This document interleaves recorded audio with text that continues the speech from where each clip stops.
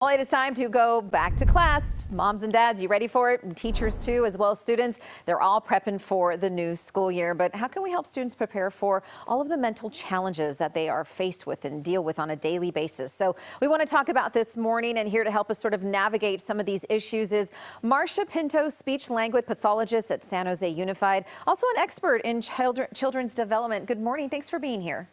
Good morning, Gianna. Thanks for having me. I'm happy to talk to you about this because I have kids going back to school next week, and a lot of things we're thinking about and kind of already getting nervous and a little anxious for the start of the school year. What are some of the most common things kids are thinking about before they head back?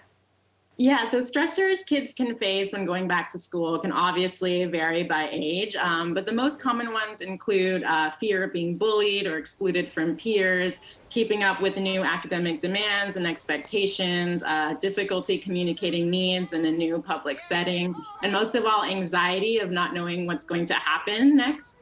So anxiousness can especially be elevated for students that are, going to a new school or transitioning to middle school or high school because it's a completely new setting. As a speech therapist, personally, I see an increased number of children experiencing school refusal and anxiety due to communication barriers, especially after the pandemic. So these are things like selective mutism, being afraid to just ask for help, articulation disorders, so pronouncing certain sounds and being afraid of what others may say when they don't pronounce something correctly, language delay for our younger students, and just untreated or undiagnosed learning disabilities that can make learning in the classroom a little tough.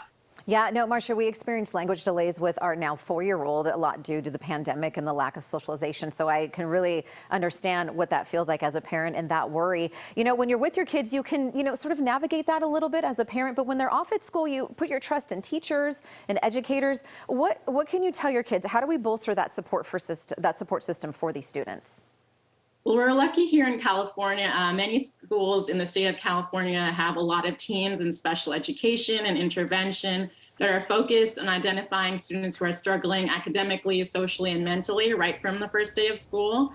But while these alarm bells tend to go off based on standardized testing scores and more formal scores, research actually shows that a combination of observation of the student, talking to their parents, seeing how they are at home, talking to the teachers, kinds of gives us the holistic approach to see, is the student shy just at school, or are they also at home or at recess? School staff and practitioners need to remember that an anxious child is not always going to come up to you and ask for help. Sometimes they're really hard to identify if they need help. So teachers and staff should just make themselves more available to all students with simple things like positive feedback to all students, daily greetings in the morning like hello or goodbye at the end of the day, and encouraging questions in all forms. What the pandemic has done is it's allowed different types of learning. So, teachers and practitioners should allow students to, email them or send them a little note if they're too shy to raise their hand or go up to them to ask questions. Marsha's so true. Communication is probably the key, in getting those kids and giving them that confidence to ask those questions is very important. Thank you so much for being here. Really, really great, insightful information. We really appreciate it. Yeah, thank you so much.